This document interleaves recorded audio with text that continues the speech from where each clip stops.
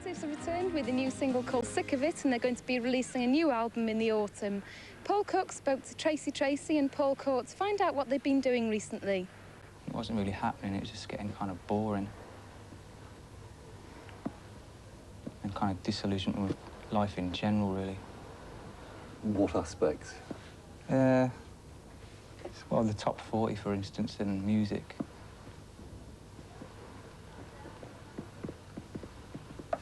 Do you share Paul's opinions, Tracy? As far as the top 40 goes, yeah, I suppose.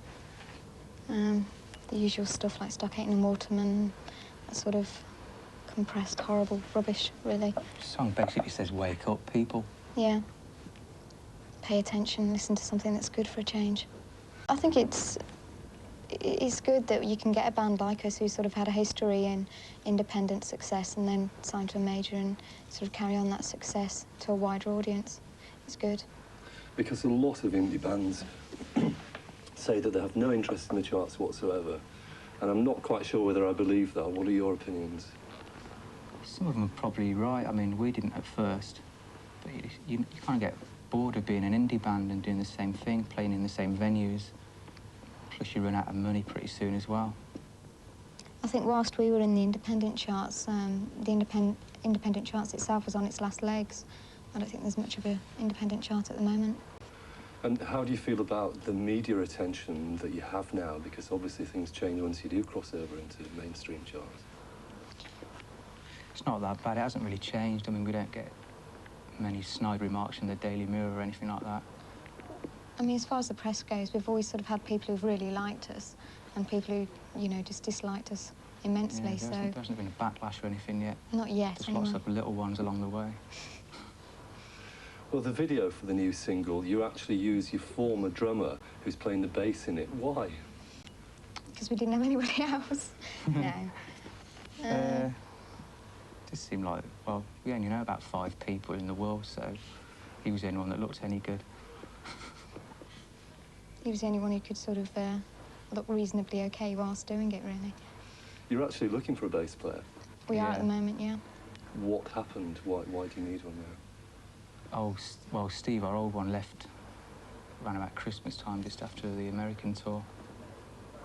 Like, he's a guitarist, basically, see. I mean, I think he just got sick of it. Keeps saying that. When you say you got sick of it, sick of the band or what? Well, tired in a way of it all. Yeah.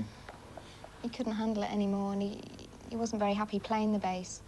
I mean, he was a guitarist, so he wanted to move on and do something which he really enjoyed. That's basically it. So what's he doing now? He's with a guy called Martin Bates.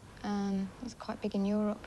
They're sort of recording and writing stuff in Coventry still.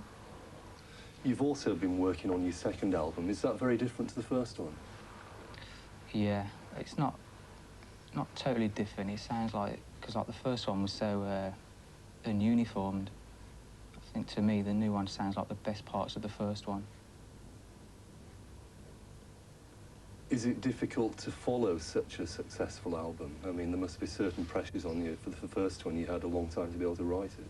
No, I still write about one song every 2 months. It seems to have worked out time-wise and stuff. Haven't felt pressured into like meeting deadlines yet or anything like that. We weren't very happy with Lovely anyway. Once it had been sort of all recorded and all finished, we weren't happy with it. So sort of like do the new songs was very sort of refreshing, really. So it didn't seem difficult. It just seemed like the right thing to do.